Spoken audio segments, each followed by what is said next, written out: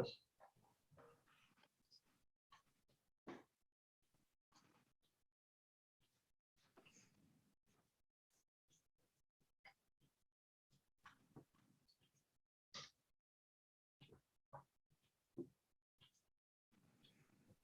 Hey, good afternoon, everybody. We stalled for you. Oh, thank you. Yeah, I had a work call come in at like 5:56. Try to get off it as quick as I could. Just wait. Okay, you're all set. Thank you. Thank you, John. Welcome to the Finance Committee meeting for Thursday, August 12th.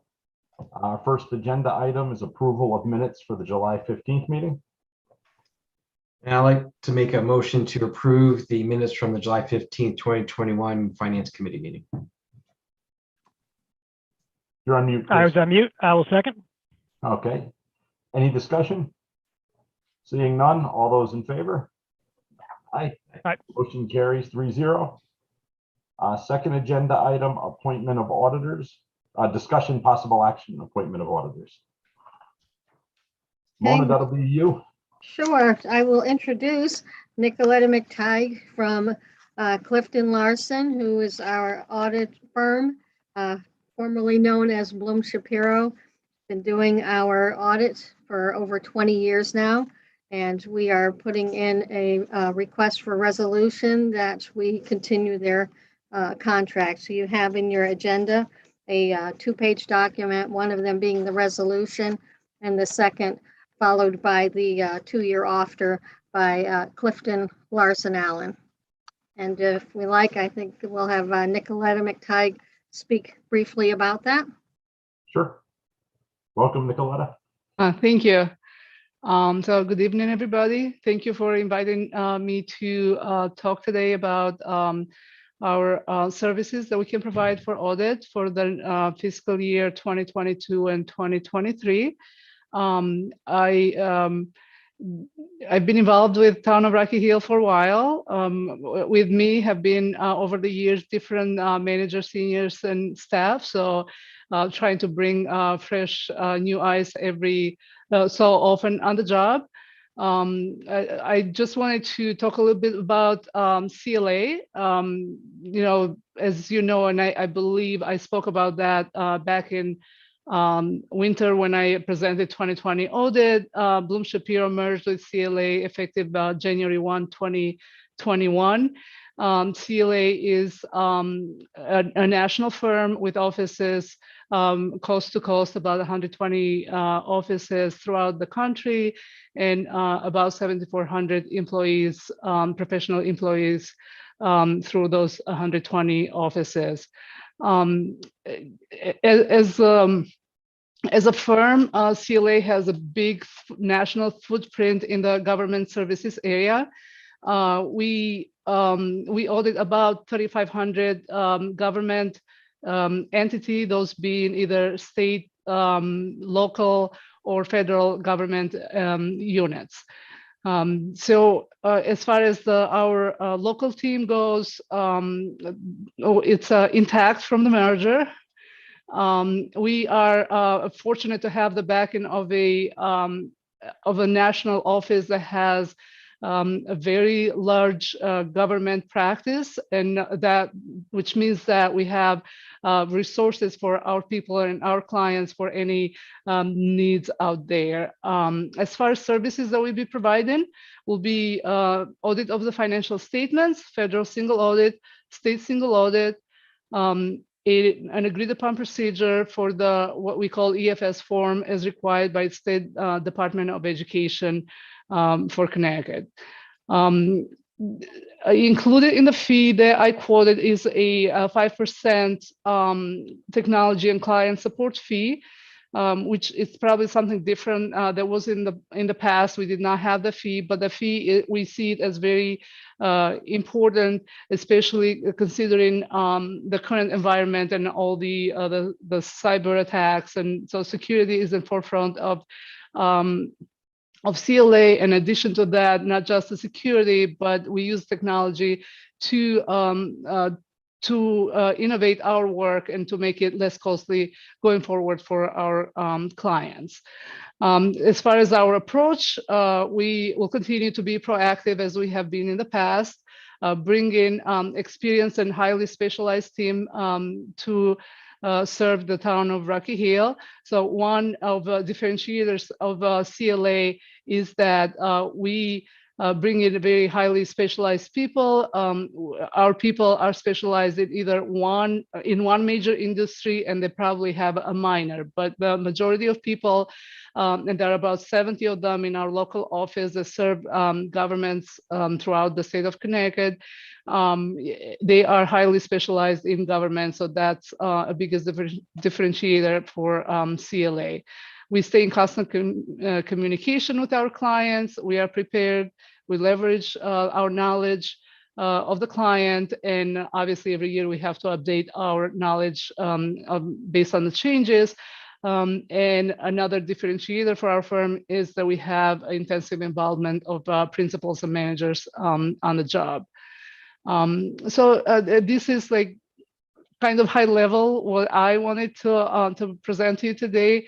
I'm available for any questions. Anybody have a question for Nicoletta?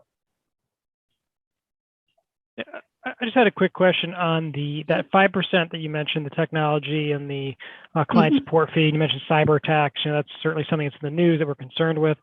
So and you mentioned something about making things less costly for our clients. So is that a new area where you'd be making long-term recommendations? Is it more of a checkup? Could you just, I guess, talk through the benefit that the town will be realizing from that new area that you'd be looking at? So that fee is across the board from any type of clients, big, small. We provide audit services or review services, so that 5% fee is across the board.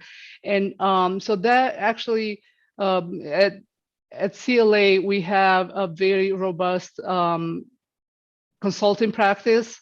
And that consulting practice that not only provide services to our clients, but in the same time, make sure that we utilize our technology to mitigate risks and develop innovative services techniques for our clients. And by doing that, that's what drives the cost going forward down for our clients instead of going up and up every year. So the reason I split out that fee over there is just to be transparent on the fee, but I could have just given a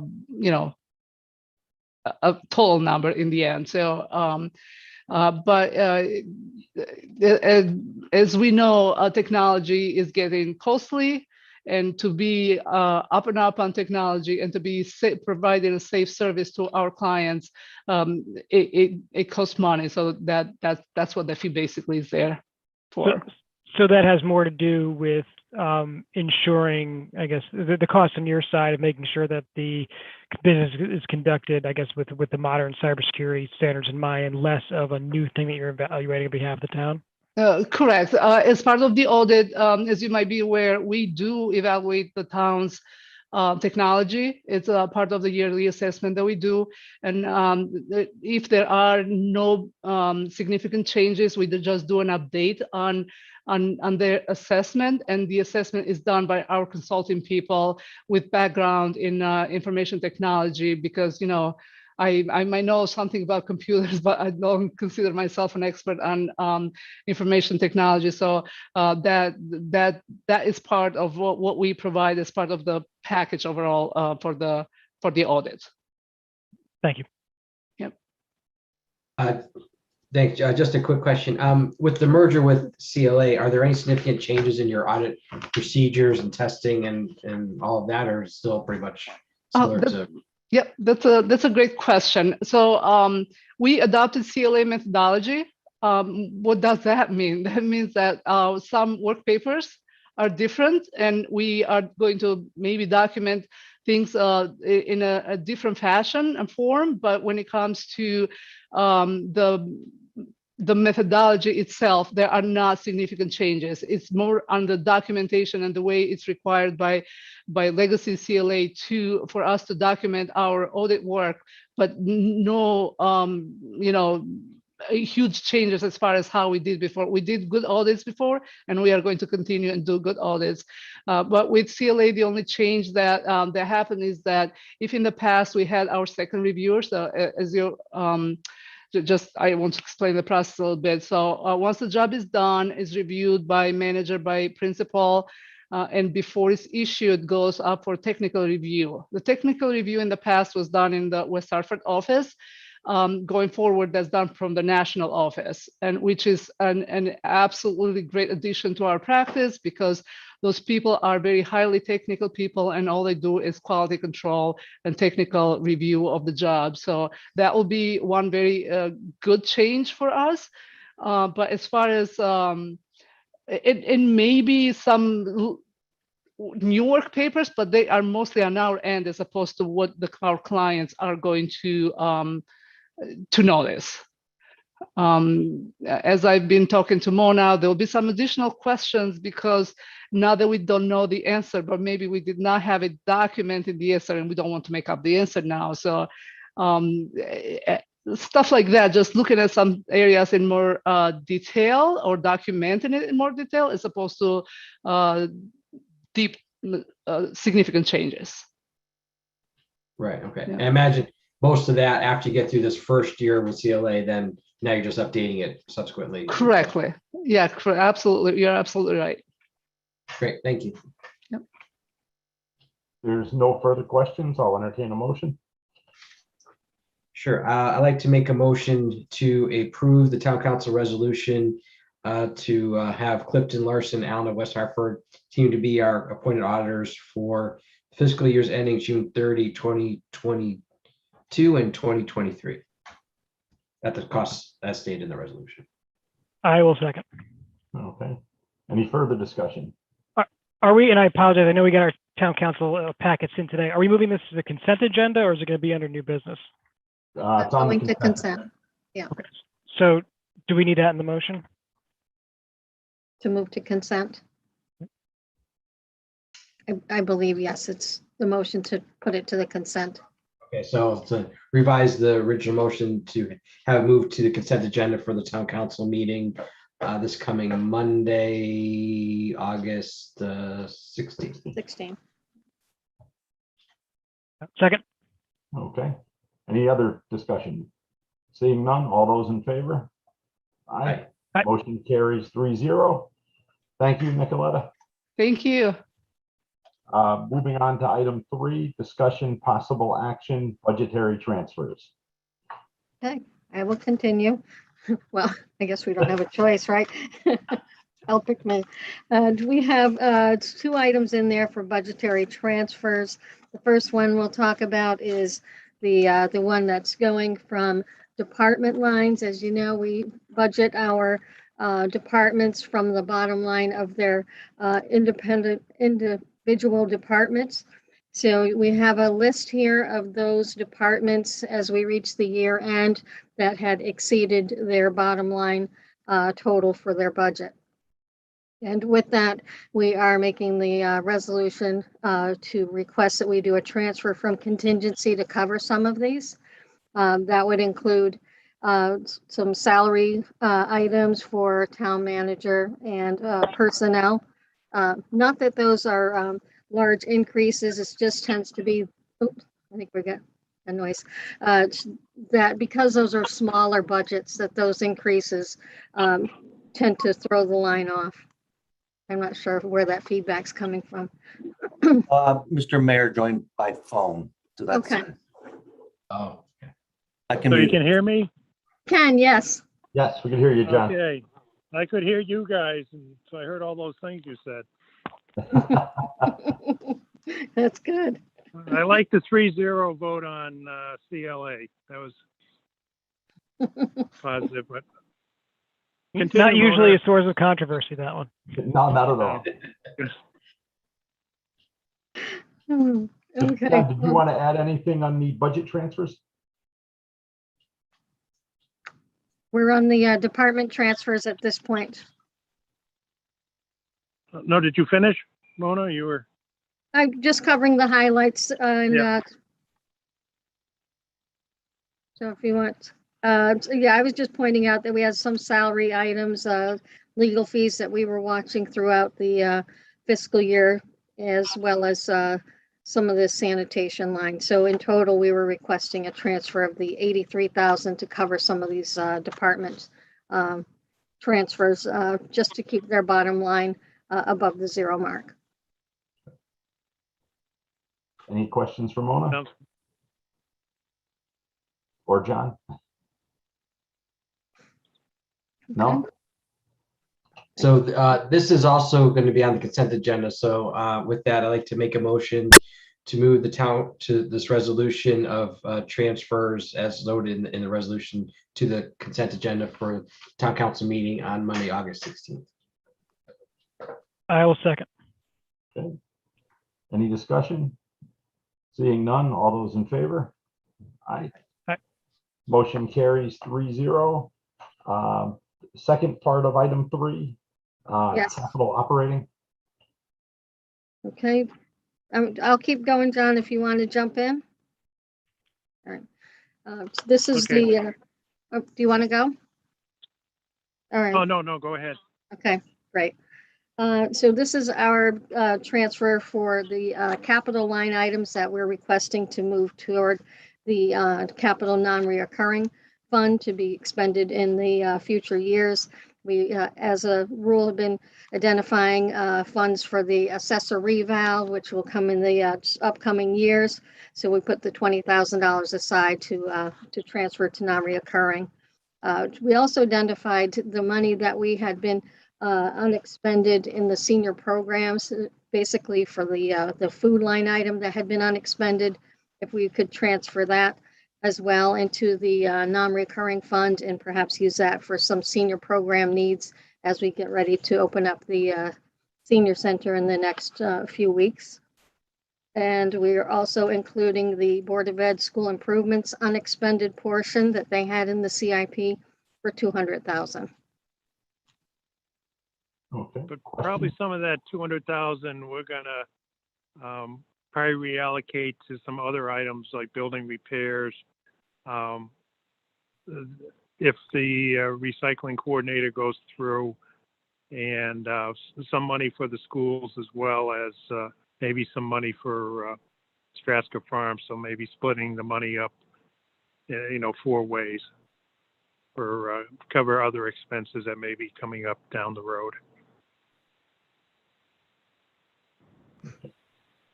So how would that impact the motion if we're earmarking that 200 for BOE school improvements? Do we need to split that across multiple accounts, or just if the time comes, we would then shift it? No, from- it's more moving it out of the general fund over to the non-reoccurring account.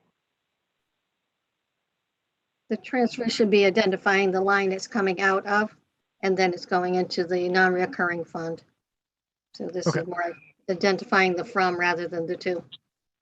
Gotcha.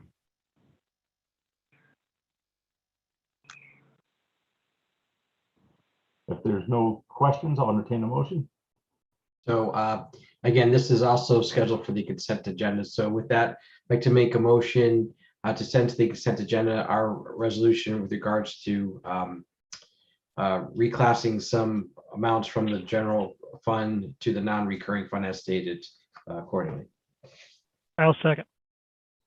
Okay, any discussion? Seeing none, all those in favor?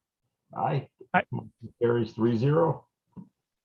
Moving right along, I believe we got an email on item 4, award of bid, discussion possible action, award of bid Firehouse 3 roof section B.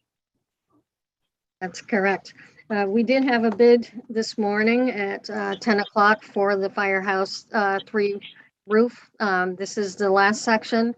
They had split that up into 3 different sections. And as you can see from the email you received, we had a walkthrough last week, and we ended up with 3 bidders coming in this morning. And of course, our lowest bidder was awarded, and that was Elite Roofing of Middlefield for $59,700.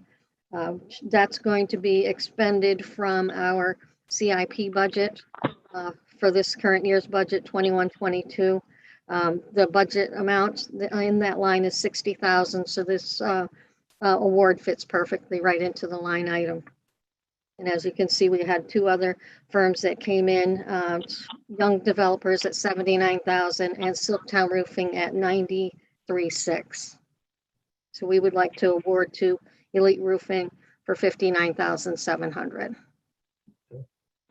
We're bringing this quickly to the finance and to the town council, because talking to Phil, it seems like due to the so-called COVID supply chain effect, it may take a while to get some of the materials that we needed for the roof, especially the installation part. So we wanted to get a jump on this so that perhaps we can get it done in the fall before snow comes. All right. Any questions for either John or Mona?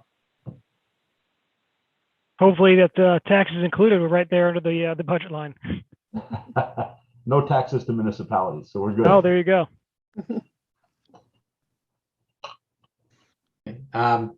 So with that, again, this is the last time I think that's scheduled for the consent agenda. So I'll make a motion to approve the resolution to send the consent agenda, the award of the bid for Firehouse 3 roof replacement section B to Elite Roofing and Restoration Middlefield, Connecticut at a bid price of $59,700.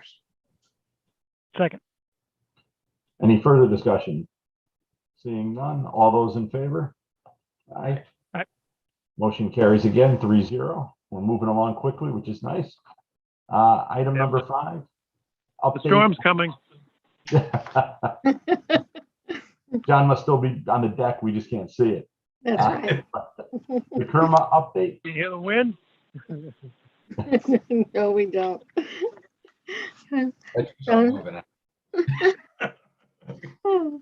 John, are you doing the Kerma equity, or shall I? No, you can continue. Okay, I'm going. So we did include in the packet for this agenda item number 5, the memo from Kerma. As you know, according to our agreement with Kerma that we have an equity distribution. We received our check just a couple of weeks ago, $53,049. This is split up with all of the members within the Kerma group based on experience of the prior year. So we were very pleased to have that. This will be put into our miscellaneous revenue line item for the current year.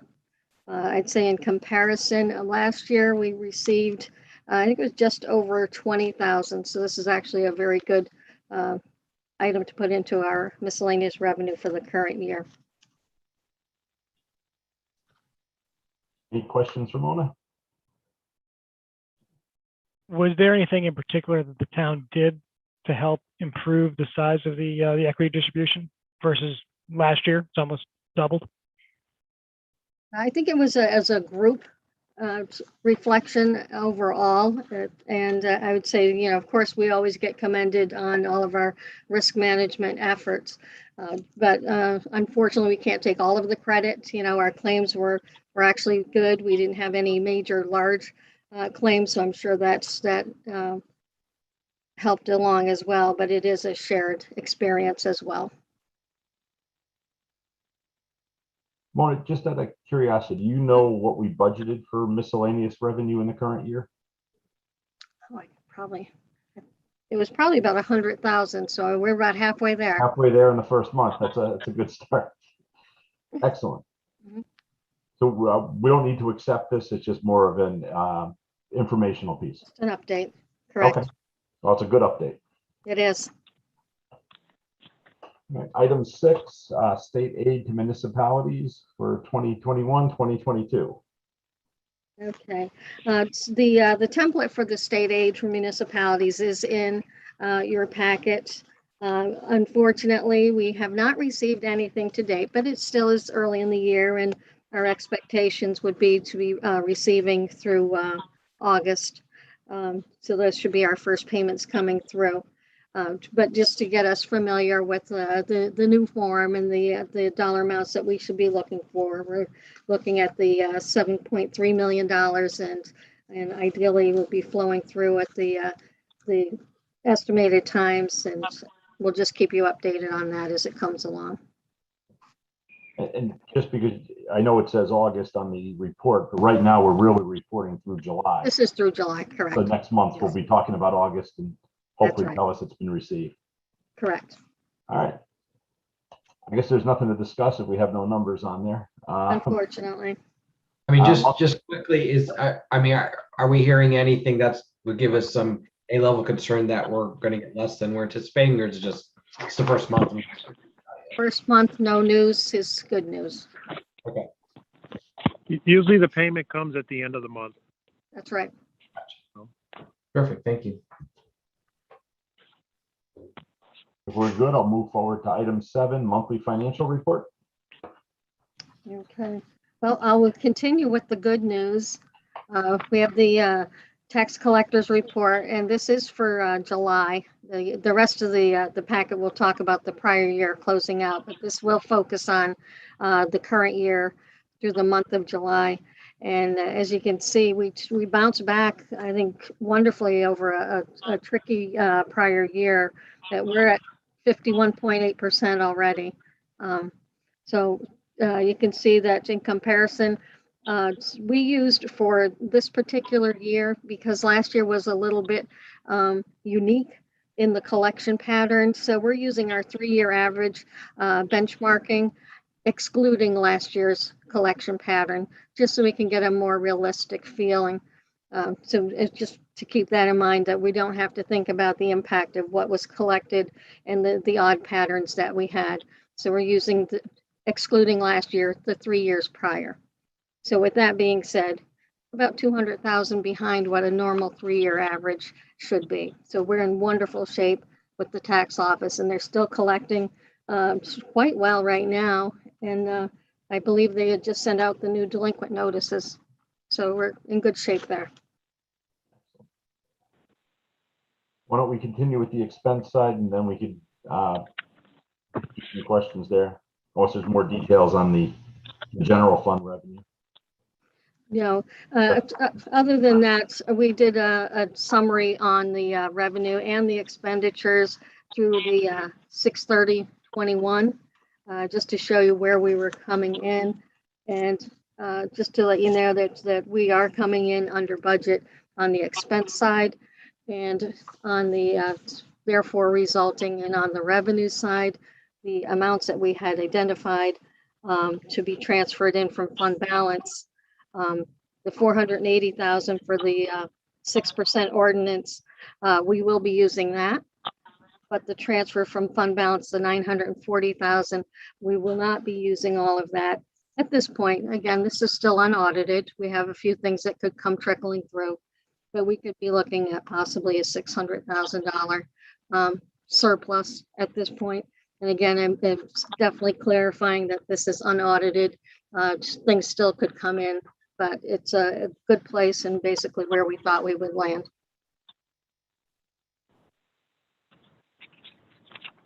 Okay. Any questions from Mona so far? No. Jeff, anything from you? No. No. All right. Well, that's some good news that we ended the year in a good financial position. Yes. So that's positive. And then we'll hear back once the audit's done to what the final number looks like. That's right. Okay. Do we have anything for other? We had a couple of tidbits of news that we wanted to share. We had noticed from the probate court that they were reviewing the status of their operations from the previous year, and found that they had a surplus and would be sharing that with the members of the that are sharing. Oh, we have the feedback again.